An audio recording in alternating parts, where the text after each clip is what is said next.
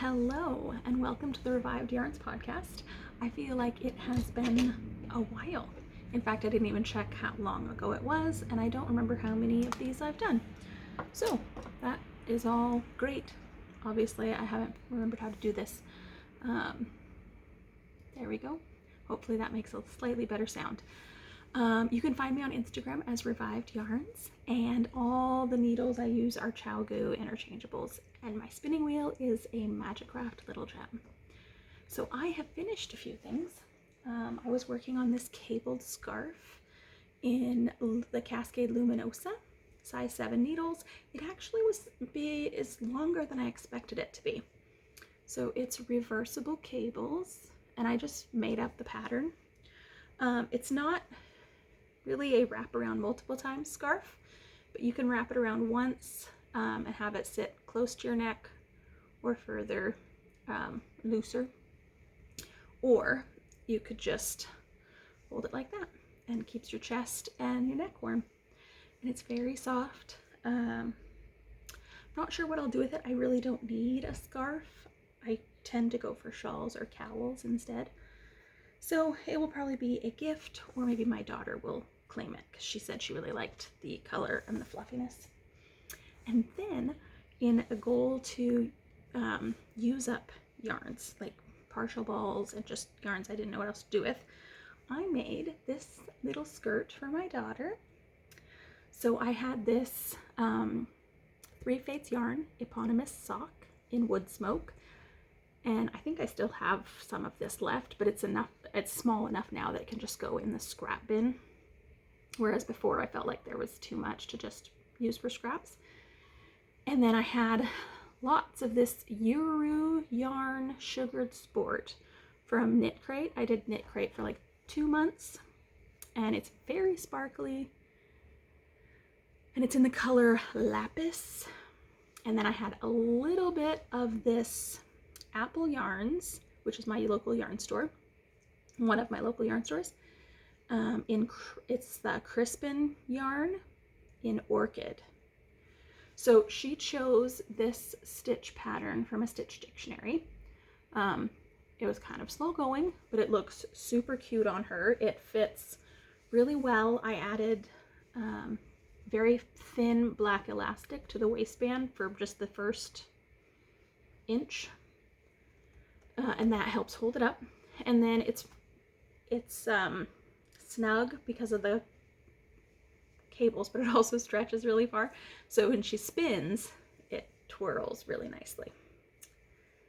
So that was used up 3 partial balls that I had, and moved the last little bits into the scrap bin, which is very nice. And then I finished the corner to corner blanket in a reclaimed cotton viscose acrylic blend. I held 2 strands together and used a size 8 needle. It's pretty loose and very soft. It will probably be donated. I mainly wanted to just use up the stash. We don't need a lot of small throw blankets, so especially in cotton. I prefer wool anyway. But that is done, and another yarn out of stash. And then I finished the absolute perfect sweatshirt sweater. Gray, wool, and cashmere blend. I need to put a little tag at the back of it. Currently I have a tiny bit of sewing thread for the back because I didn't do too many short rows, so the back and the front aren't super obvious. But you can tell when you're wearing it. So it seriously fits amazing. The sleeves are the perfect length. The body is the perfect length. It fits just like my favorite sweatshirt, which is what I was going for. So this was a reclaimed wool and cashmere blend. I think it was 95% wool and 5% cashmere. So it's very possible there's no cashmere left. It's all pilled out. This is pilling quite a bit because it's a loose gauge and a very soft yarn, but I am okay with that because it's so wonderful to wear. I use the numbers for the casting on and increases from the turtle dove pattern, by Espace Tricot, but then changed it quite a bit once I got past that. I used a size 8, 5mm for the ribbing, and a 10 or 6mm for the body. And then, like Andrea Mowry says, your gauge changes on the sleeves, and that was very noticeable on another project I did. And also, when I started doing this one, it was really noticeable. So I changed to a 10.5 or 6.5mm for the sleeves, and it was perfect. And I used up almost all the yarn. I have a ball just like this big left, which is perfect because I want to use up my stash because I am spinning so much more. And so I have a bunch more yarn I'm making. So I want to use up this old stuff. And then for some reason, oh, it was because my feet were cold when I was at a spinning meetup. I was like, if only I had some hand knit socks in my bag to put on. So I decided to make some DK weight socks. They're the blueberry waffle pattern, which super well known. I didn't write down the author, but it's been around for a while. And I followed the pattern exactly with I didn't write down the needle size I used. I think, oh, it was a 4mm because it was my Flexi Flips, Addy Flexi Flips. That's the only size I have in those. And I really enjoyed using them actually for this. This is a blend of, there was a wool that was wool and nylon, and I held that with 2 greenish cashmeres. So it's really hard to tell. It's just very lightly heathered.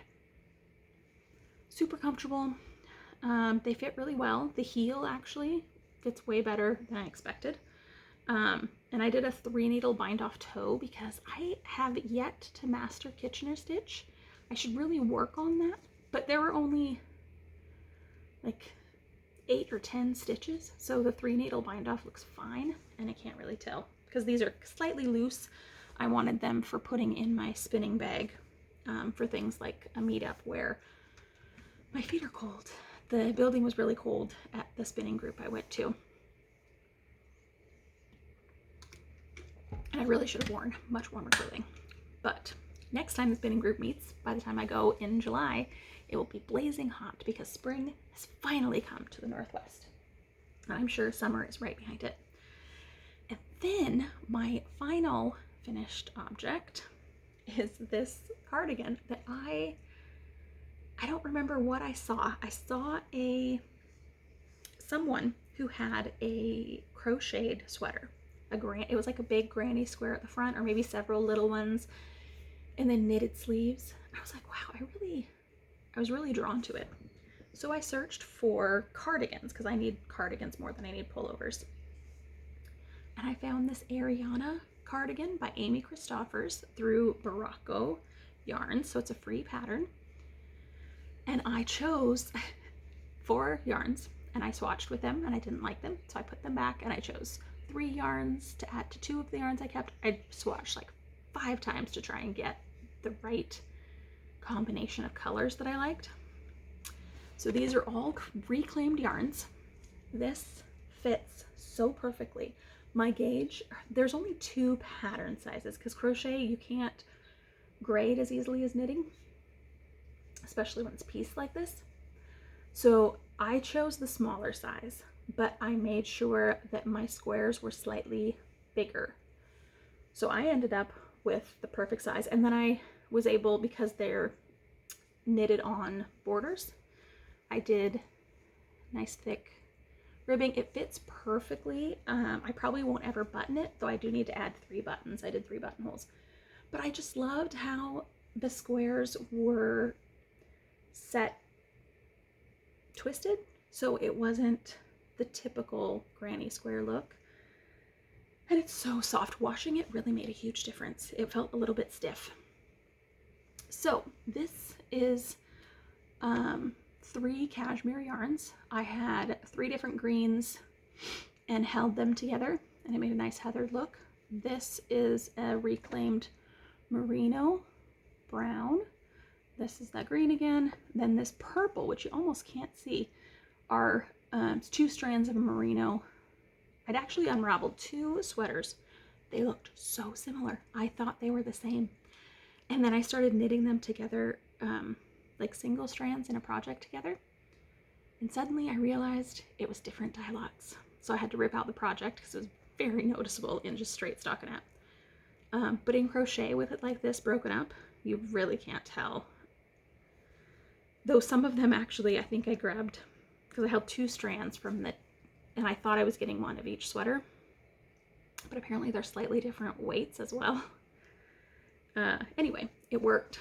And it's kind of heavy, slightly damp still, but it's got a nice drape. It will be very nice for spring and fall. Our mornings are still kind of chilly. Yeah, I'm just very pleased with it, and it worked up so fast. I think it was done in like 20 days. And I got a ton of yarn out of my stash, which, another goal. And then I finished some spinning.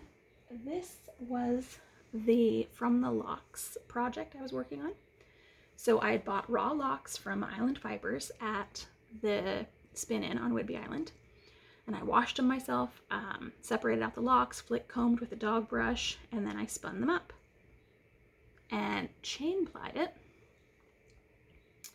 into this beautifully fluffy yarn. I had to wash it so many times though. I probably should have washed the locks more. I had to spin it outside because it was so letting out so much stuff, like little pieces of seeds and all sorts of stuff like that. And it was also very greasy still and kind of turned my hands slightly brown. So I definitely didn't wash it enough before spinning. So I learned that for next time. But now it smells like dish soap instead of sheep. I probably should have rinsed it more. I only rinsed it 2 or 3 times after I washed. But it fluffed up beautifully. It's so bouncy. I don't really have enough for a big project. I could probably use it with others in a sweater, or a hat would be nice. It is soft. I could probably do a cowl too, but I have quite a few cowls. So this was such a fun project, and I'm really glad that I tried it out. But look at that. This is all that variation from the wool. It's just amazing. So fun. All right, my very good technique for winding skein or twisting skeins. And then I made a bunch of roll legs using a black merino, and this, you can see that this is a blue merino with silk mixed in, and then a sari silk in aquamarine, I want to say. I got it all from Northwest Yarns here in Bellingham, and made a ton of roll legs. Did a 2-ply, and here is one skein off, and my second bobbin. I had to take this skein off the bobbin because I have too many spinning projects going, and I didn't have enough bobbins to ply this one. So then I plied this, and I haven't taken it off yet. But it's really soft, and I think it will probably be a part of a sweater. I went to a liquidation sale for Northwest Fibers, they're based in Ferndale, and I got some amazing stuff, which I will show in a minute. So those were finished spinning, and then my works in progress. I have this Helical Stripes cowl, which is getting nice and long. I think the last time I showed it, I was here. I moved my progress keeper. So this is going to be a cowl slash scarf. So it will be quite long because I have quite a bit of yarn. It was from a whole sweater that I unraveled that was, what's the word? Fade or, my gosh, I can't remember. So it went from the light to dark. There's a word for it. I can't remember it. So I have just been working on this. I took it to my spinning meetup and worked on this when I was finished all the roll eggs I brought. And it kind of goes with me if I know I have to sit for a while, because it's just around and around and around, and it's kind of boring. And every once in a while I think I should have held these double so I would be through it already. But it's not terrible to have long-term projects. And then this one is also feeling like a long-term project because it's taking so long. It is the Avelicore by Andrea Mowry, and it's a summer shirt. And I am doing, the gray is a reclaimed linen from a cardigan, and it's kind of silvery gray almost with maybe hints of brown. It's really a difficult color to pin down. And then the colorful yarn is one strand of silk. There's a gray silk that I applied with merino sweater. You know those those crazy printed cardigans that are very, very lightweight? Well, it was a merino one of those that I applied up with the gray. So it was a big flowery bright thing. So the yarn is kind of crazy. It's got a nice drape to it. It's I'm using wooden needles. These are the only wooden ones I have. And I bought it to work with a silk because it was so slippery. And the bamboo helps. They're Chiaogoo's 3.25 millimeter, so US 3. I'm working on that, and it's taken a while. The stitch pattern is very easy to memorize, and it's easy to see where you are as well, which is nice.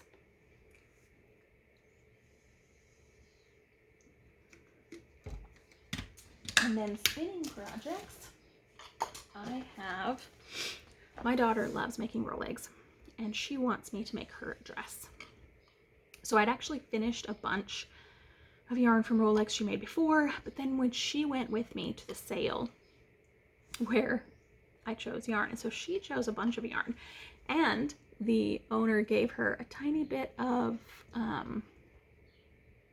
it's one of the sparkle yarns, Angelina or Stellina or something like that. So we made roll eggs. So she did this blend and this blend, lots of sparkle in it. And then yesterday or the day before, sometime this weekend, she made these ones. They also have sparkle in them.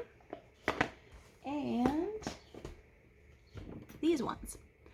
So these are all much, much brighter than her other choices, mainly because I plied the other ones with a neutral yarn. So I'm thinking I will either ply these to each other and have sections of color, or maybe ply these two together. That orange and that blue won't go together though. Maybe if I did the orange and the pink, because there is some pink in that, and then the purple and the blue.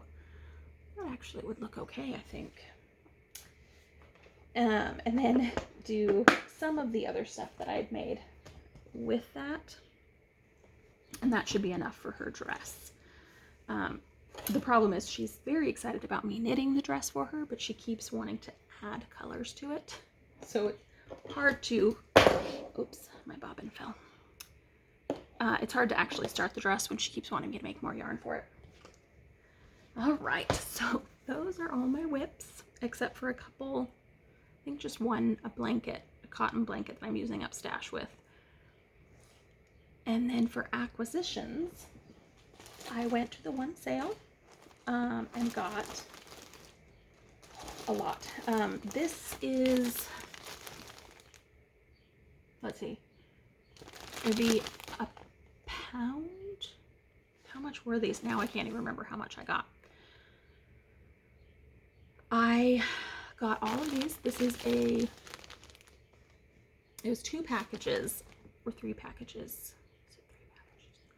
Three packages of this wool blend. There's a nice small bit in a blue. So I have a total of 12 ounces because each package was 4. So 12 ounces of this. It is so soft. The Pacific Northwest Wool is the company that she had, and she's closing it down, retiring, and liquidating. And so this stuff, they basically got the blend for how soft it is, and it's just a wool blend. They don't list the breeds or varieties. It is so soft, and I think I will spin this up to match slightly. Is that too dark? I do have other blues that I've spun that will probably, I could do color work. And,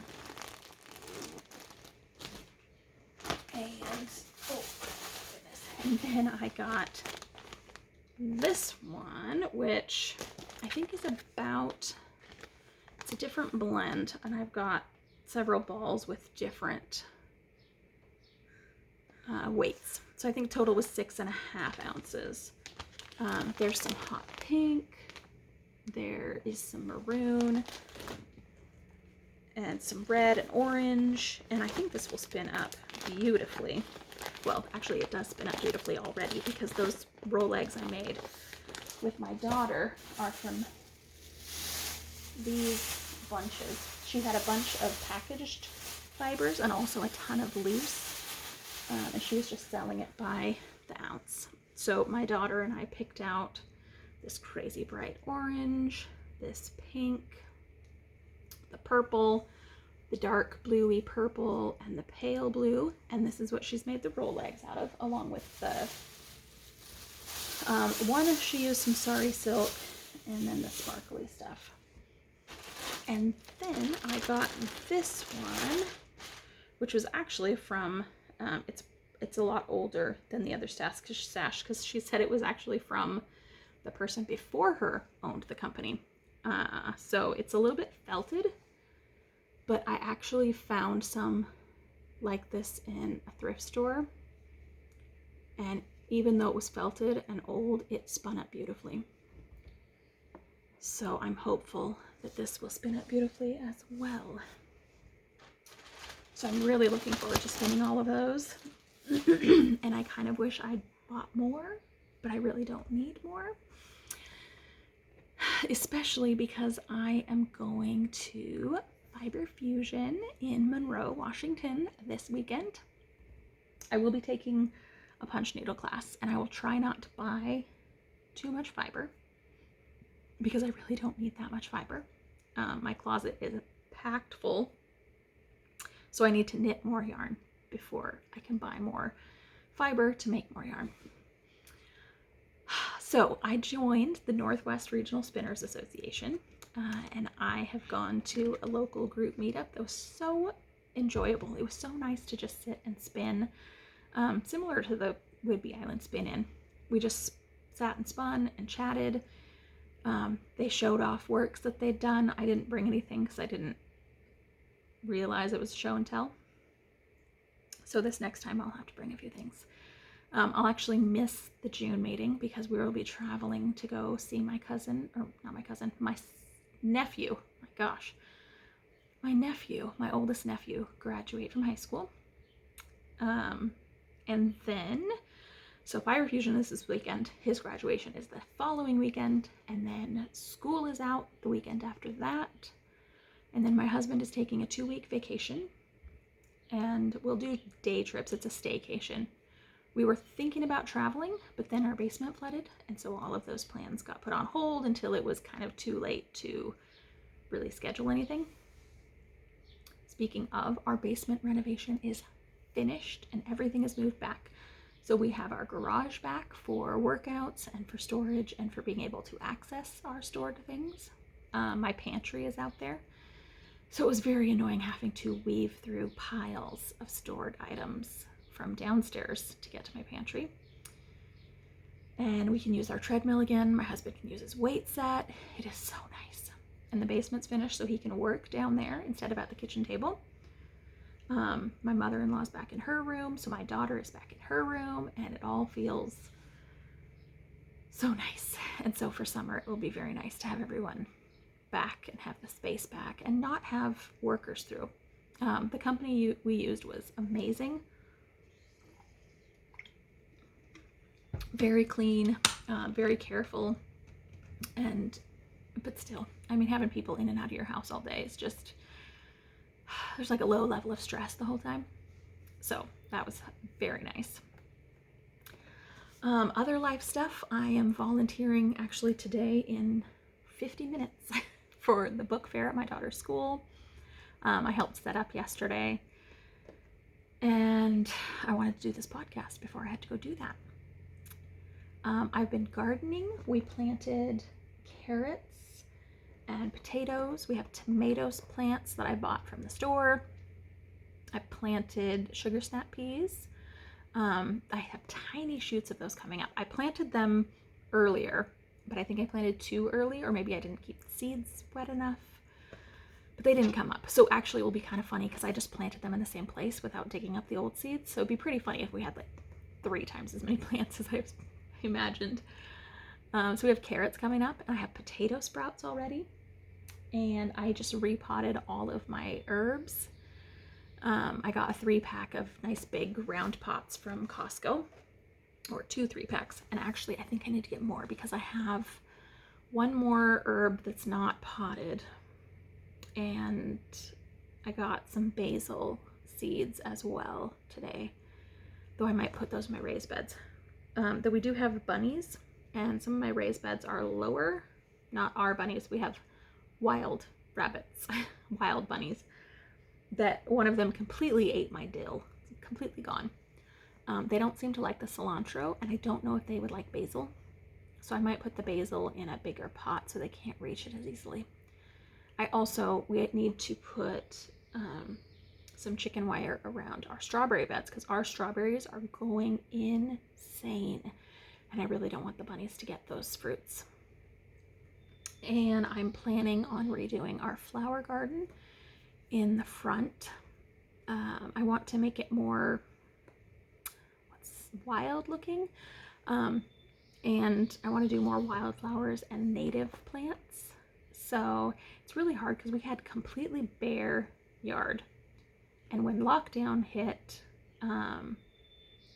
it was like I ordered a load of dirt delivered and then just kind of spread it out and planted in it.